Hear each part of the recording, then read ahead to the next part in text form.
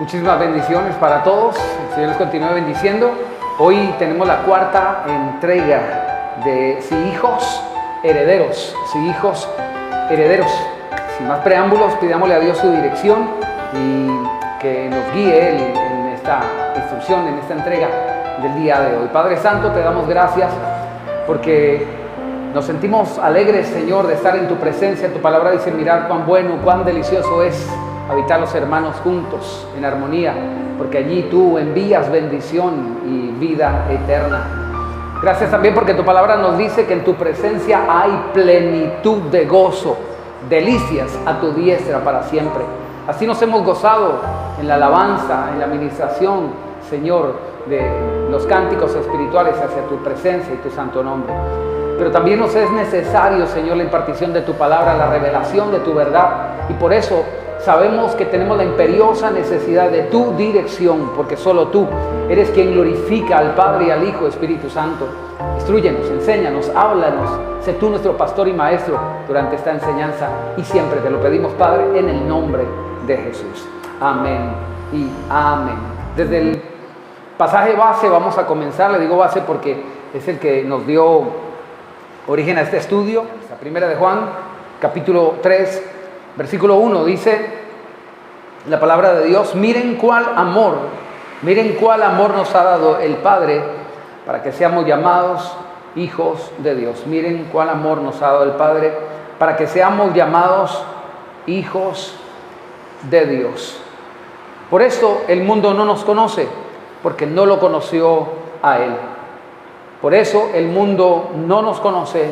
Diga conmigo: el mundo no me conoce, porque no lo conoció a Él. Ok. En la anterior entrega, que ya está justamente en el canal de la Confraternidad Cristiana Filadelfia, en YouTube, hablamos un poco sobre esto.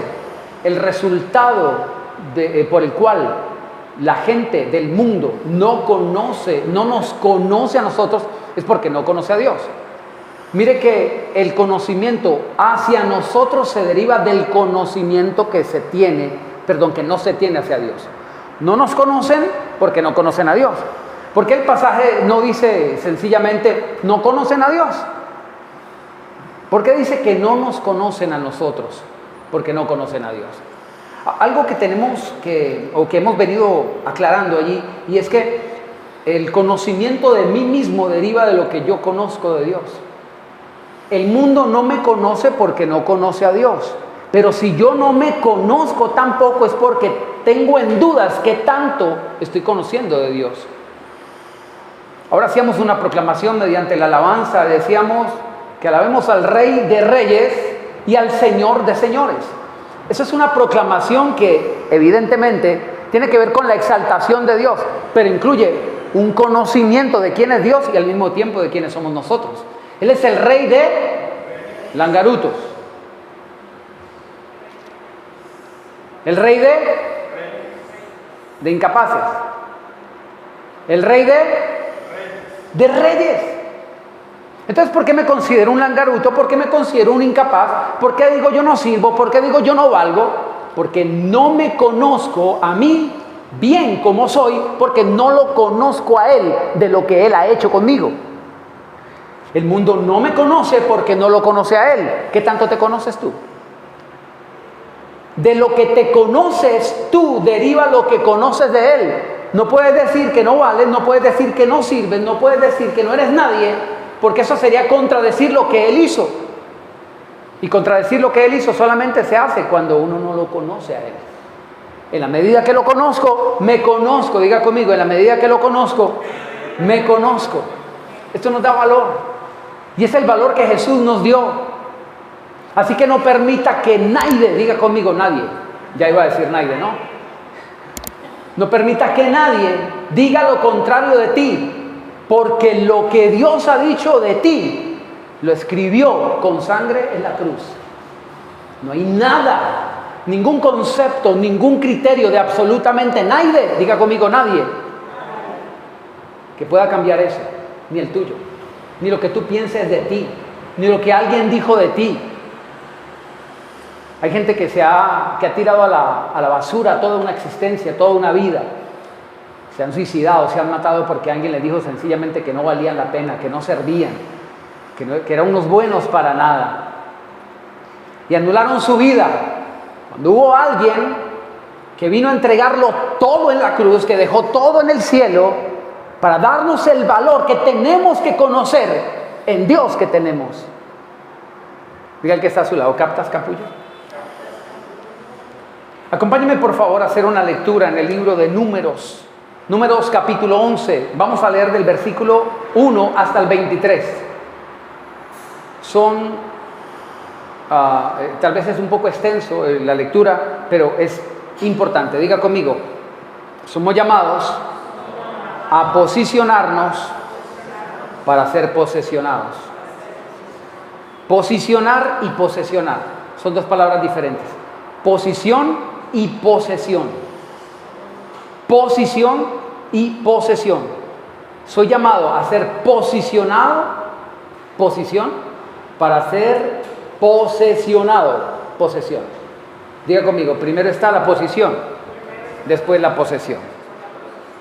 En este pasaje que vamos a leer a continuación, vamos a ver particularmente una situación, y es que el pueblo de Dios no entendió eso. No se conocía, no sabía lo que estaban experimentando, lo que estaban atravesando en el momento, porque no conocían a Dios, lo que Dios quería hacer con ellos. ¿Sabe cuánta gente se suicida hoy por hoy? Incluso pastores, la estadística es bien elevada, porque hay muchísima gente que no entiende lo que Dios está haciendo. En la anterior administración del domingo pasado,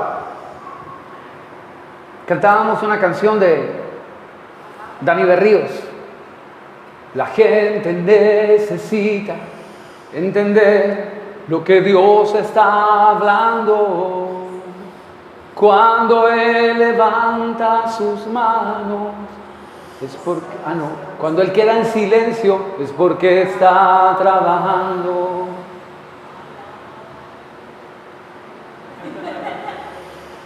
Está bonito el día. Oh, alaba, simplemente alaba. Está llorando, alaba. En la prueba, alaba. No importa, alaba. Tu alabanza la escuchará. Dios va al frente abriendo camino. Cuando nosotros pensamos en esa frase de que Dios va al frente abriendo caminos, imaginamos que todo se está haciendo expedito, facilito, se están abriendo las puertas. Y no. Imagínese una maraña en un bosque donde todo está enredado, donde no se ve camino por ningún lugar. La Biblia dice en el Salmo que Dios abrirá camino donde no lo hay.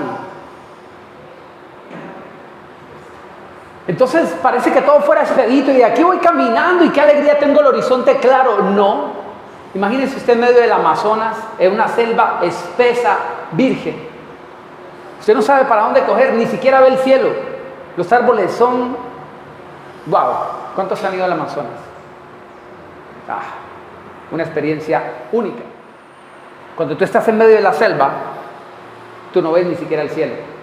Las copas de los árboles lo llenan todo. Ni para arriba se ve salida. ¿Cuántos se han sentido en la vida en un Amazonas? Eso es tan raro y tan extraño. En el Amazonas existe el único delfín de agua dulce. Es el delfín rosado. Y es rosado. Y es rosado. ¿Cuántos han visto elefantes rosados? ¿Cuántos conocen la estrategia de pensamiento para salir de la depresión? Para aprender a manejar los pensamientos que se llama el elefante rosado. ¿Alguien ha escuchado eso? Hay una técnica que le enseña a manejar sus pensamientos que se llama el elefante rosado. Búsquelo por internet, por ahí debe estar. No quiero ponerme a explicar sobre eso, pero a veces sobredimensionamos las cosas y les damos un valor que, realmente no lo tiene. Y esta técnica básicamente lo que enseña es, imagínense que usted está en su habitación y de repente entra un elefante rosado a su habitación. O sea, es imposible no centrar la atención en eso. Un elefante y rosado. Y luego le enseña a usted a través de algunas técnicas, empiece a considerar que eso es normal que esté allí. Es normal. Un elefante rosado normal, sí, empieza a considerar lo que es normal.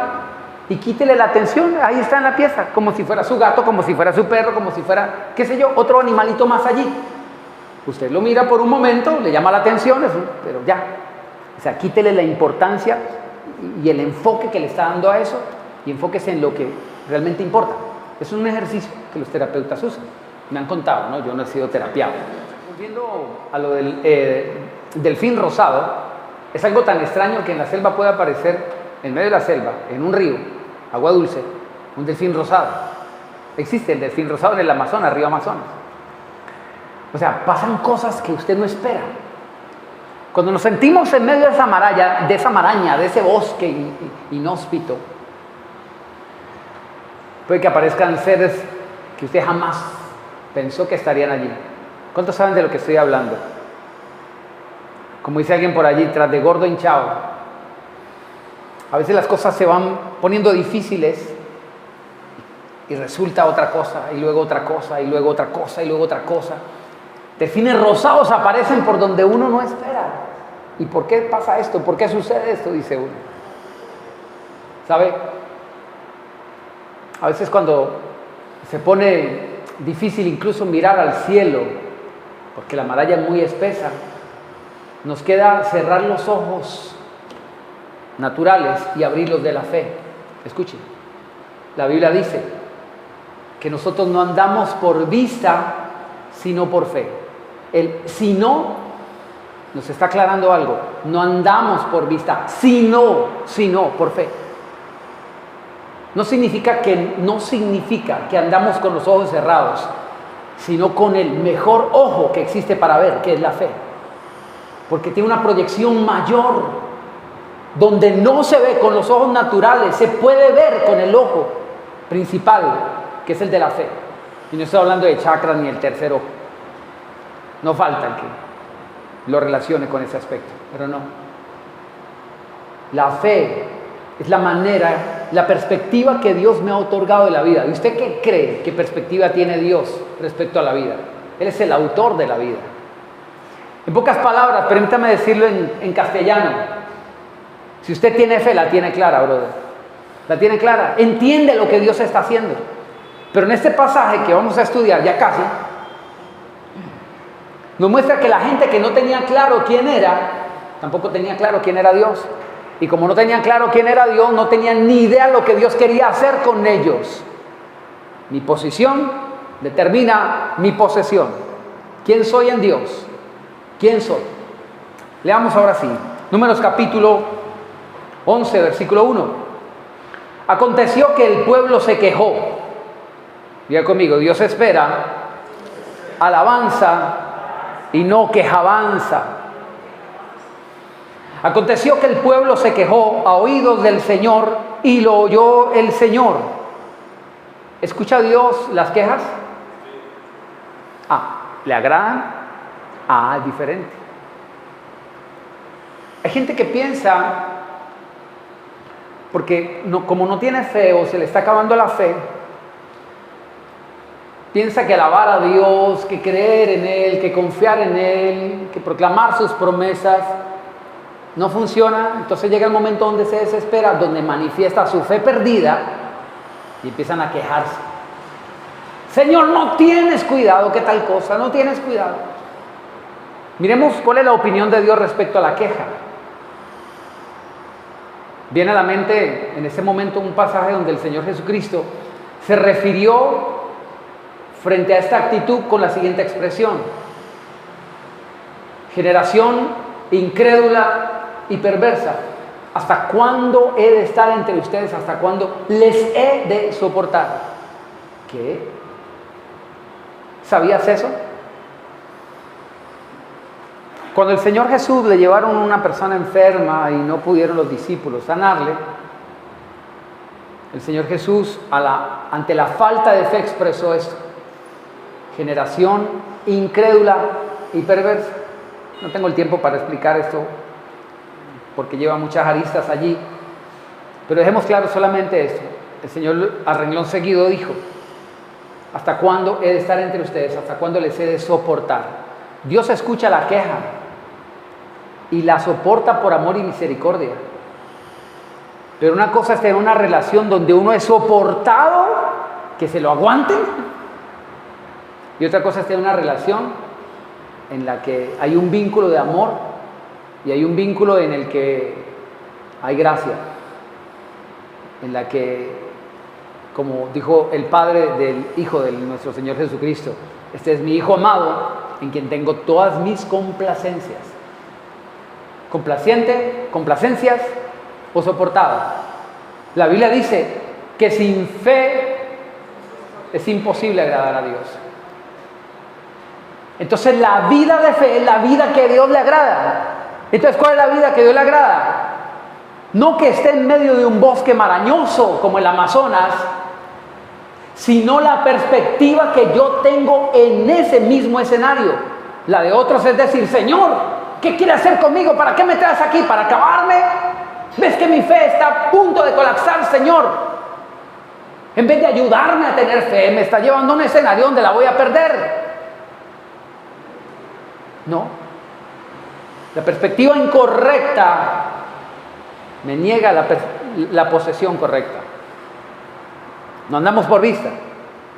El pueblo se quejó y el Señor escuchó. Se encendió entre ellos el fuego del Señor que consumió uno de los extremos del campamento.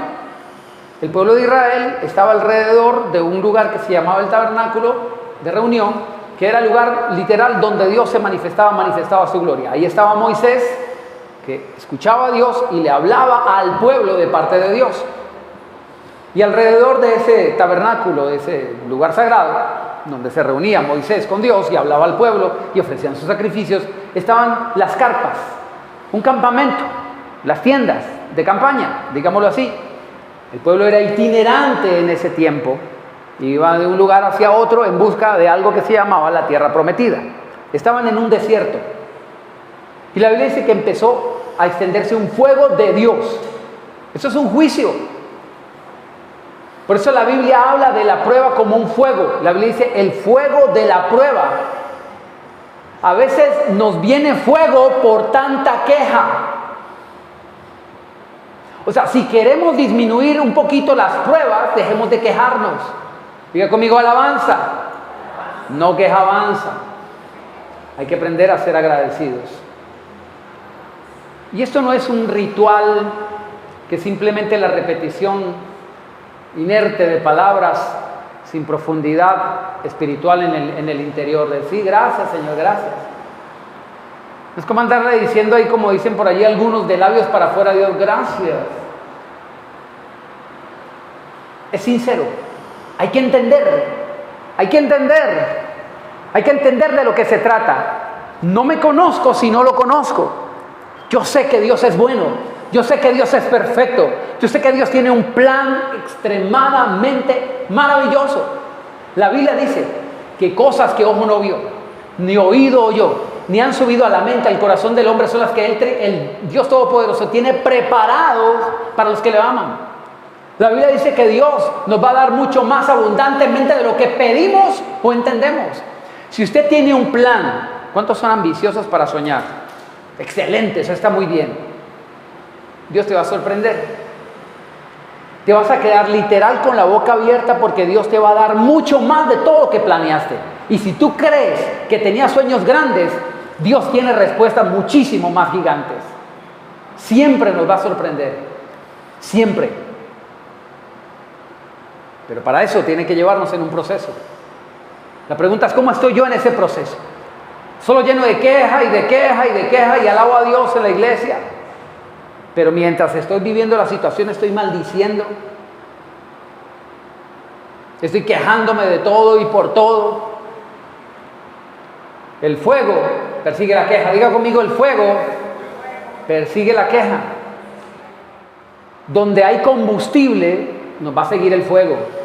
Y la queja es combustible para el fuego de la prueba. ¿Cuántos quieren que las pruebas se alarguen y se pongan bien duras?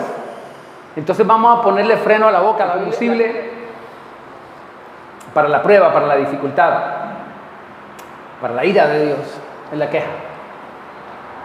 La Biblia dice en 1 de Pedro,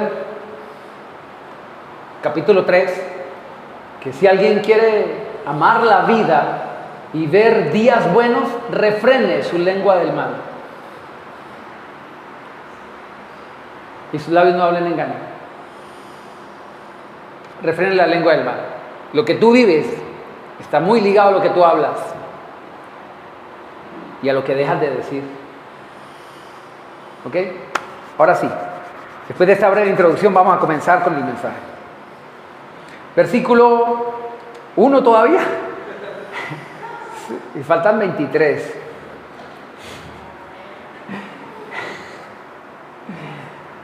Se encendió entre ellos un fuego del Señor que consumió uno de los extremos del campamento. Versículo 2. El pueblo clamó a Moisés y Moisés oró al Señor. Entonces el fuego se extinguió. Diga conmigo, pero la oración extingue los fuegos. Ahora, aguanta, escuche. Que hay un fuego allí, no simplemente porque Dios quiso enviar un juicio para hacernos sufrir o por torturarnos. El fuego tiene un propósito y es quemar cosas, escúcheme, no físicamente, pero sí en nuestro corazón, cosas que no deberían estar allí. ¿Ok? Y la oración las aplaca. Antes que esperar fuegos que nos extingan las cosas que no deben estar, deberíamos optar por la oración que hace que salgan naturalmente. ¿Ok? Luego dice, el pueblo clamó a Moisés y Moisés oró al Señor, entonces el fuego se extinguió. Verso 3. Por eso llamaron a aquel lugar Tabera, porque el fuego del Señor se encendió en ellos. Verso 4. La gente extranjera que se mezcló con ellos se dejó llevar por el hambre, y los hijos de Israel también volvieron a sus llantos diciendo, diga conmigo, volvieron a sus llantos. Upa, aquí dice que había gente extranjera, gente que no era del pueblo de Dios, gente que no conocía cómo era la manera de relacionarse con Dios. Estaban entre el pueblo judío. Y estos fueron la influencia negativa para algo que les afectó de manera muy terrible. Empezaron a quejarse. El pueblo de Dios no es un pueblo que se queja, es un pueblo que alaba, porque entiende que Dios está haciendo algo mayor en nuestro corazón. Me quiere posicionar para luego posesionar. Me quiere dar una posición de altura, de bendición, posición, para luego darme una posesión. Ellos iban en el desierto, sí. Estaban viviendo un momento difícil, sí. Escasez, claro. Hambre, claro. Estaban en el desierto, pero iban hacia la tierra prometida. La manera como Dios describe la tierra prometida es esta: una tierra que fluye leche y miel. ¿Sabe qué significa leche y miel? Versiones antiguas de la Biblia decían una tierra pingüe. Y esto en el diccionario significa lo mejor. Lo mejor de lo mejor de lo mejor.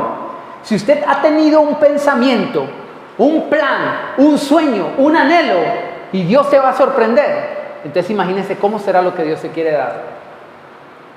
Por eso primero Dios quiere concientizarte que lo primero que hay que tener es el mejor corazón. El mejor corazón, la mejor vida, la mejor relación con Dios, antes que perseguir cosas, porque no perseguimos cosas, perseguimos una vida, una posición. ¿Ok? Volvieron a sus llantos. Diga conmigo, se dejaron llevar por el hambre. Es que el hambre es una fuerza impresionante. Escúcheme. El hambre nos puede llevar a cometer los más grandes errores o tal vez alcanzar los más excelentes logros. La Biblia dice que hubo un tiempo de cautiverio de Israel donde las mujeres Optaron por comerse a sus propios hijos a causa de la hambruna que estaban viviendo. Y la Biblia dice que llegará un tiempo, al final de los tiempos, donde volverá a ocurrir eso. Era un asedio, donde aparecerá un personaje llamado el Anticristo. Volverá a ocurrir eso. Eso dice Deuteronomio capítulo 28, si quiere leerlo al final. Pero hay otra hambre que nos puede mover a alcanzar unos logros únicos. Para muchos, la carencia es tal vez la precursora mayor para alcanzar mejores cosas. Es tal vez el mejor motivante.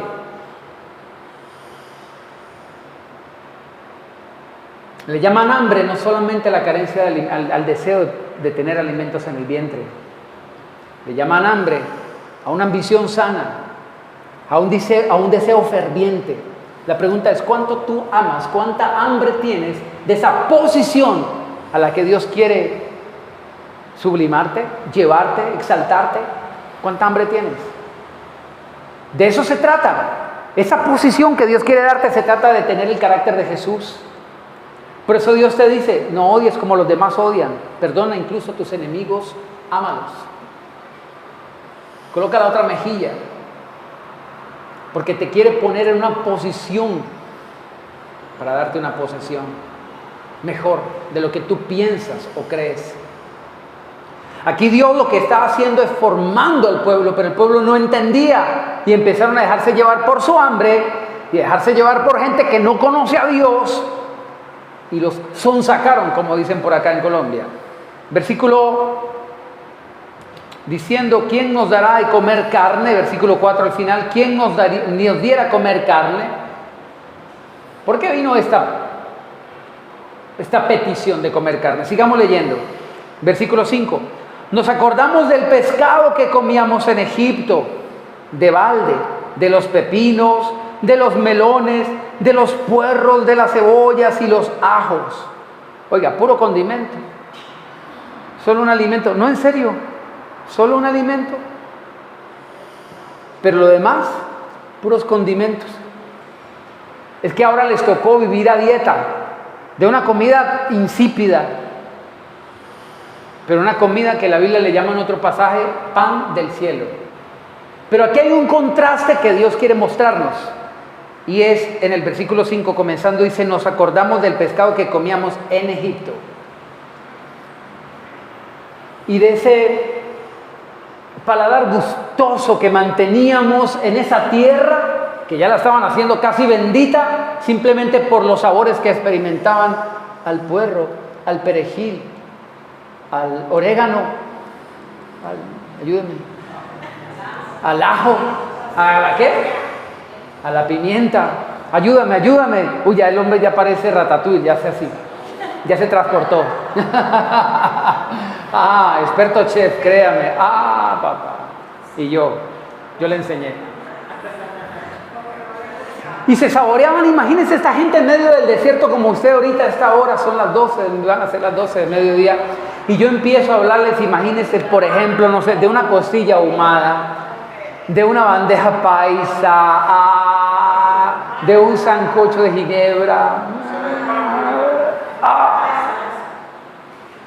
Algunos ya lo saborean, pero esta gente llevaba un buen tiempo, años, caminando en el desierto y empiezan solamente a decir, nos acordamos de lo que comíamos en Egipto.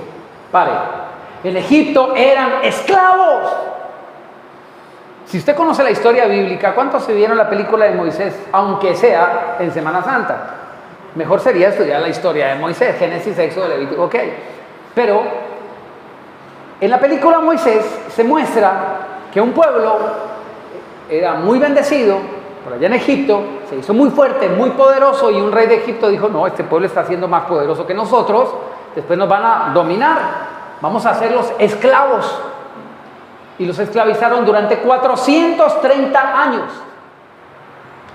Y resulta que este pueblo estuvo esclavizado durante ese periodo tan largo, 430 años, esclavos, donde dice la Biblia que les amargaban la vida a los egipcios, literal, y se les amargaban la vida con dura servidumbre.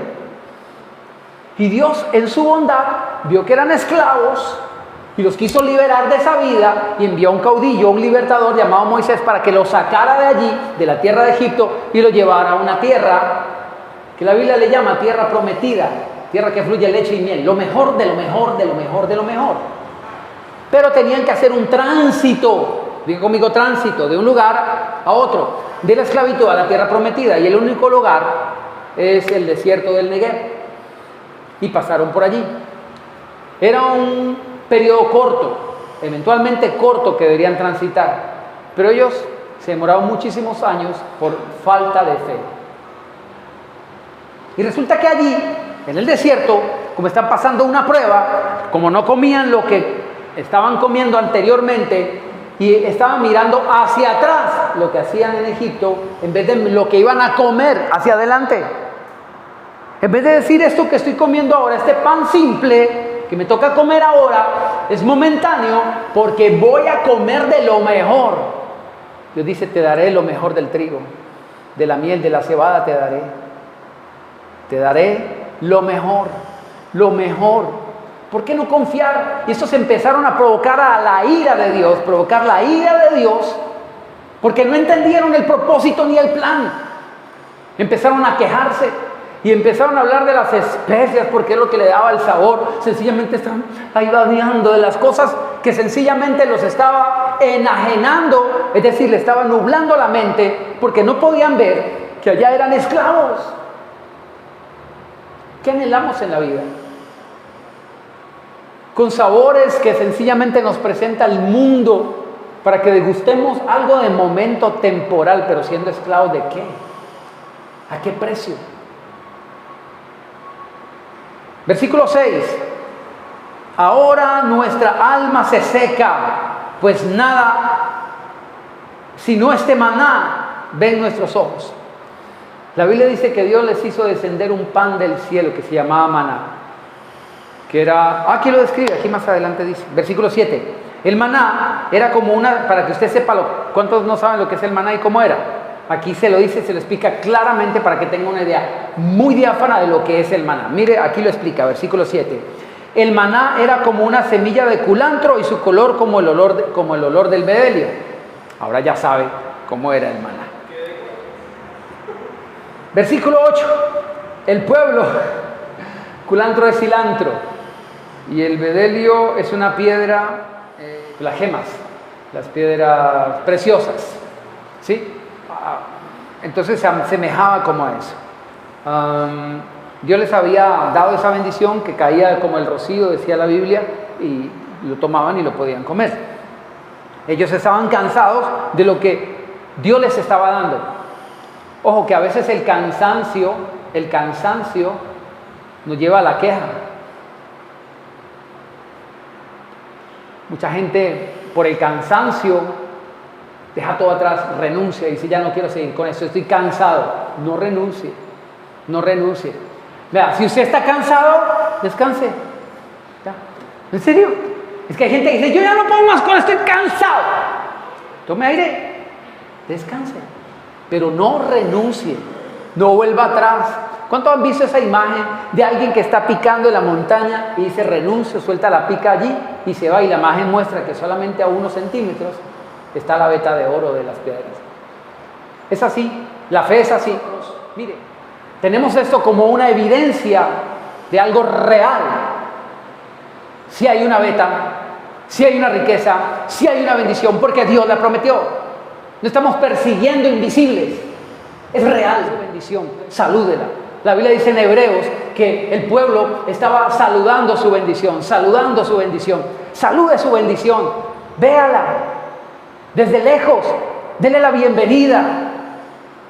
Hay una ofrenda que se presentaba en el Antiguo Testamento que se llamaba ofrenda mecida, y la gente literalmente lo que hacía era levantar su ofrenda delante de Dios, como saludando la bendición que viene. Cada vez que usted honre a Dios con una ofrenda, dele la bienvenida en su corazón a la bendición que viene detrás de ella. No ofrendamos porque vamos a recibir otro tanto. Ese es un principio espiritual que se cumple, sí, el que siembra cosecha. Pero en nosotros no debe existir el interés de recibir otro tanto, pero sí la claridad de que honramos a Dios y que Él quiere bendecirnos con más. ¿Qué podemos hacer si Él es bueno? Por eso le decimos, Señor, gracias. Yo no merezco todo eso que viene. Es mucho más. Si usted se pone a hacer cuentas de lo que Dios le va a dar, Dios lo va a dejar callado y lo va a sorprender porque va a ser mucho más. Es decir, nunca haga cuentas. En serio. Solo dele gracias. Solo dele gracias. Haga de cuenta que usted está pidiendo bueno, no me quiero meter en marcas por problemas de las redes sociales, pero haga de cuenta que usted está queriendo un vehículo familiar, normal, un vehículo normalito, y usted quiere y anhela ese carrito, me quiero comprar ese carrito, y de repente, aparece alguien en el camino que le regala, no sé, una X7 o una X8 de la BMW. ¿Captas, capullo? Es así. ¿Usted cómo se sentiría si usted está pidiendo un carrito familiar? Que, Señor, que nomás se le bajen los vidriecitos, Señor. Que no me acalore mucho, Señor. Y usted está pidiendo ese carrito, usted está conformado con su carrito, usted quiere su carrito. Bien. Señor, gracias por mi carrito. Estrechito, pequeñito. Pero es mi carrito y usted lo quiere. Ese es su deseo. Y de repente resulta Dios dándole una BMW, de semejante serie. ¿Cómo se sentiría usted? Yo no me merezco esto, Señor, ¿cómo? ¿Tiene que esperar a que ocurra para darle gracias? ¿O Dios tiene que esperar a la que le crea a usted para que empiece a darle gracias? Dele gracias creyendo. Recíbalo, recibiéndolo con la fe, no solamente con el hecho. Salúdenlo. Y espere lo mejor de lo mejor, de lo mejor, de lo mejor, de lo mejor, de lo mejor. Porque así es nuestro Padre. Entiéndalo. Él es el Rey de Reyes. No lo conocieron a Él, por eso no nos conocemos a nosotros. Conózcase usted mismo conociendo a Dios. Usted es hijo, y si hijo, heredero. Si hijo, heredero. ¿Heredero de qué? De todo lo que Él dejó. El dueño del oro y de la plata le dejó una herencia. Tiene que tomarla. Tiene que creerla. Y esa herencia no es solamente oro, no es solamente plata, no son solamente cosas. Diga conmigo, no perseguimos cosas. La Biblia dice, donde está tu tesoro, ahí estará tu corazón. Y la Biblia dice que no pongamos el corazón en las cosas que perecen. ¿Ok? Sigamos leyendo. Estamos en Números capítulo 11. Versículo 8. El pueblo se esparcía y lo recogía, lo molía en molinos y lo majaba en morteros y lo cocía en la caldera o hacía de él tortas. Su sabor era como el sabor del aceite nuevo. Algunos tal vez no les gustaba mucho. Bueno, digamos en esta cultura mediterránea, alrededor del mar Mediterráneo, sí existe una cierta inclinación a estos sabores. La comida mediterránea es normal que se acompañe con aceite de olivas, y más en la tierra de Israel o por esa región donde se da mucho las aceitunas. Entonces era algo rico, pero no como las especias que ellos querían y extrañaban de Egipto. En Egipto eran esclavos. ¿Qué extrañan de Egipto? Egipto representa el mundo en la Biblia, en la vida que yo vivía antes de vivir con Jesús. Sigamos. Versículo 9. Cuando descendía el rocío sobre el campamento de noche, el maná descendía sobre él. Moisés oyó al pueblo que lloraba, cada uno con su familia, a la entrada de su tienda. Y la ira de Dios se encendió mucho y también le pareció mal a Moisés, quien dijo al Señor: ¿por qué me has hecho mal? Has hecho mal a tu siervo, y ¿por qué no he hallado gracia a tus ojos, que me has puesto la carga de todo este pueblo sobre mí? ¿Cuántos creerían que el llanto contagia más que la fe? Aquí estaban llorando todos con sus familias. Mire dónde llegó la contaminación. Empezaron unos pocos extraños a empezar a murmurar y empezar a decir: ¿cómo extrañamos los puerros de Egipto, los ajos de Egipto, el comino de Egipto? ¿Qué más dijiste? ¿La qué? El perejil, el ajo, el tomillo, ¿cómo dijiste? La pimienta, ¿El qué? Uy, ¿cómo sabe? Y todos empezaron a dejarse llevar por ese sentimiento mediocre. Todos empezaron a dejar llevar por ese sentimiento de pobrecitos, de Dios nos trajo acá para morirnos en el desierto. Y alguien que era líder en su familia, en su casa, en vez de motivarle a su familia a decir, no, vamos, estamos creyendo, que vamos, estamos transitando, estamos de tránsito. Hemos entrado en esta prueba, pero vamos a salir de ella porque vamos a la tierra prometida. No, se dejaron contagiar y ya toda la familia terminó llorando. Y cuando Moisés vio toda la familia llorando, hasta el mismo ministro, hasta el propio pastor se dejó contaminar. Y la oración que presentó delante de Dios, Señor, ¿por qué? ¿Cuántos han escuchado eso de que no hay que decirle, preguntarle a Dios por qué, sino para qué? También hay que preguntarle a Dios por qué. ¿Por qué y para qué? Pero no en esta manera, no en esta actitud de queja. ¿Por qué? Mire la oración de Moisés. Dice en el versículo 11, ¿por qué me has hecho mal a tu siervo? ¿Qué? ¿Por qué has hecho mal? O sea, el malo es Dios. El malo es Dios. ¿Por qué se quemó el campamento? Porque ellos se quejaron. Y ahora este hombre está diciendo, Señor, ¿por qué le haces mal a tu siervo? ¿Usted se da cuenta? ¿Cómo resultamos nosotros, en vez de tener fe y fortaleza y confianza en Dios, creyendo lo peor? Y luego dice, ¿por qué no he hallado gracia a tus ojos que has puesto la carga de todo este pueblo sobre mí? No he hallado gracia. En pocas palabras, se sentía desgraciado, sin gracia. Se sentía un desgraciado. Señor, ¿dónde está tu gracia? ¿Dónde está tu favor? ¿Por qué me pasa esto a mí? ¿Por qué me pasa esto a mí? Señor Jesucristo, porque estás rumbo a la tierra prometida, porque no hay otro camino. ¿Por qué me pasa esto a mí? Porque te saqué de la esclavitud y este es el único camino que te conduce de formación para un lugar donde no comerás tu pan con escasez, donde serás bendito tú y toda tu familia. ¿Entiendes, Méndez? ¿Cómo que por qué me pasa esto a mí? ¿Por qué? ¿Por qué? ¿Por qué? ¿Por qué? Esa era la cuestión. No entendían. Cuando hay un por qué es porque no hay respuesta. No conocemos a Dios cuando no nos conocemos, en el episodio en el cual Dios nos está permitiendo desenvolvernos. ¿Qué Dios quiere con nosotros? Téngalo claro. Y entonces el camino del desierto será más llevadero. No estoy diciendo que no habrá desierto, sino que el desierto será más llevadero, porque es el camino que tenemos que transitar. No hay tierra prometida sin desierto, no hay resurrección sin muerte. Ese es el camino. Y Jesús nos dice, en Romanos capítulo 6, que nos compara al camino de Él, porque experimentaremos una resurrección de bendición. La Biblia dice que la creación entera está esperando la manifestación gloriosa de los hijos de Dios. Yo no sé si usted está esperando esa manifestación de Dios en su vida, donde todo será glorioso. Pero dice la Biblia que también en ese pasaje donde se espera esa gloria, donde Dios nos asemeja en su resurrección, también nos asemeja en su muerte. No hay resurrección sin muerte. Usted quiere ver una resurrección de vida plena y de bendición en su vida. Entonces Dios te dice, muere, niégate a ti mismo. Niégate a esos sabores que tú, tan rico y tan delicioso, estás tratando de recordar, pero eran pura esclavitud.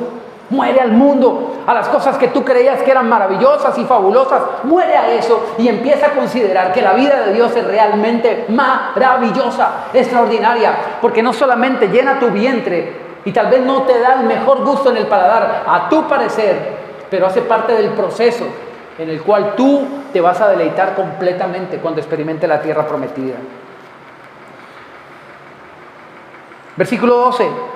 Concebí yo a todo este pueblo, lo engendré yo para que me digas, llévalo en tu seno como lleva la que cría al que mama, a la tierra que juraste dar a sus padres. Versículo 13.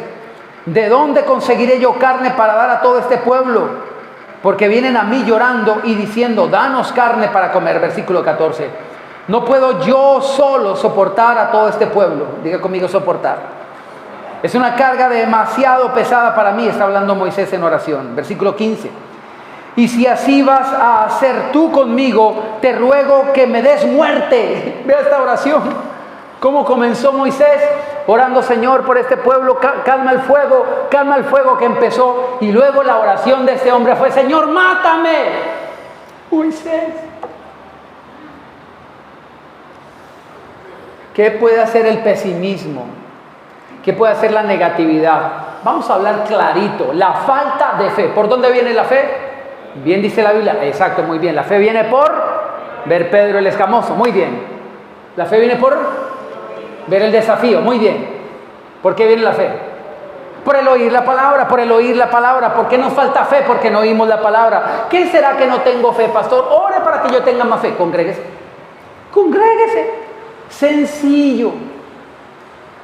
Si te falta fe, y la fe viene por el oír la palabra, si no escuchas la palabra, ¿dónde va a tener fe?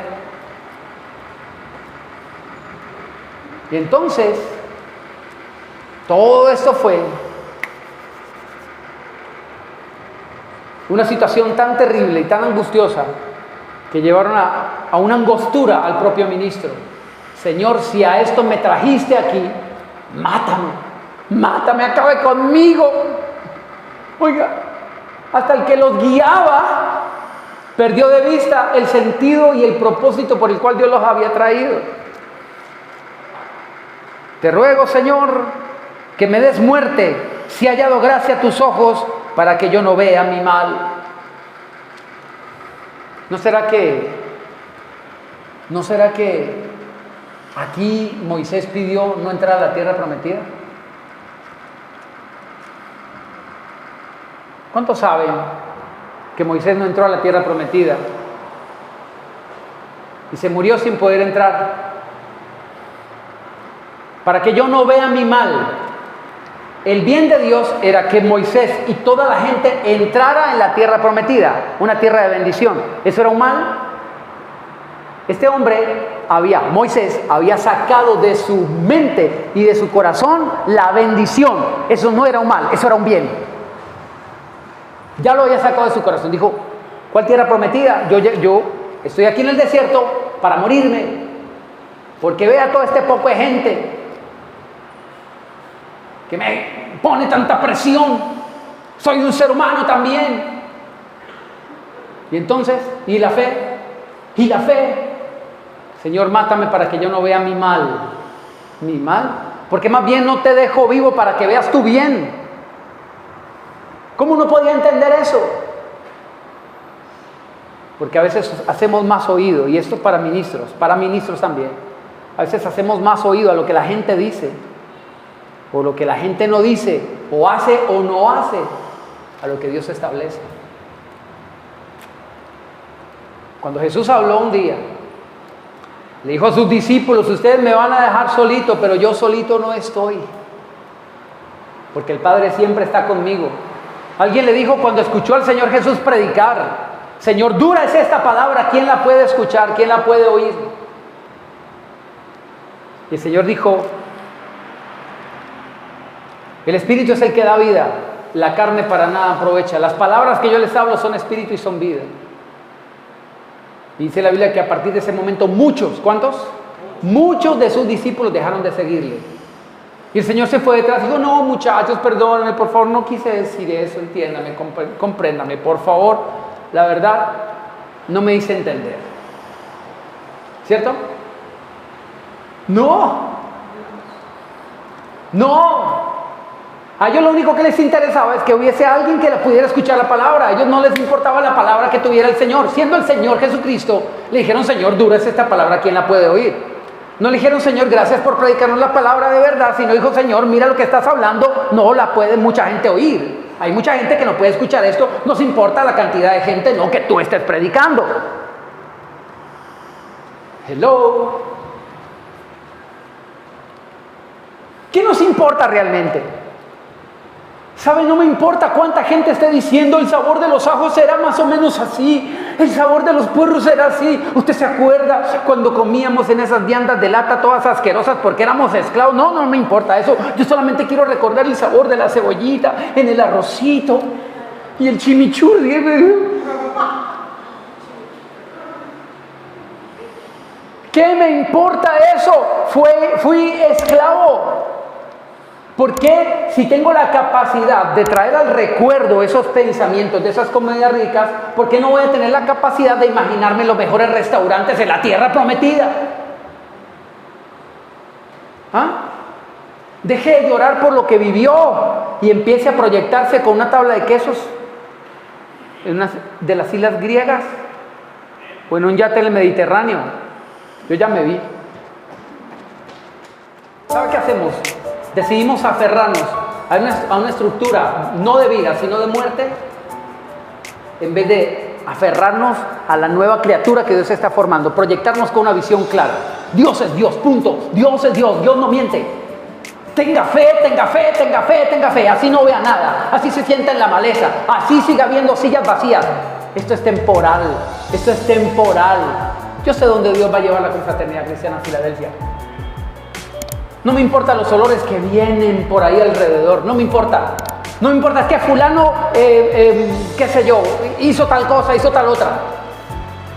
No me importa lo que digan, no me importa lo que digan, no me importa. Es que Sutano acabó de alfombrar el baño, no me importa.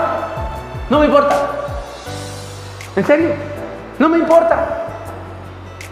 Yo sé quién es Dios, yo sé en quién he creído, no me importa. Lo único que me importa es lo que Dios ha dicho. Aquí tenemos a un pastor suicida, se suicidó, no quitándose la vida físicamente hablando, pero se privó de la vida que Dios le quería dar. Eso es suicidarse. La vida no era en el desierto y él solamente vivió en el desierto. La vida era en la tierra prometida y él nunca entró.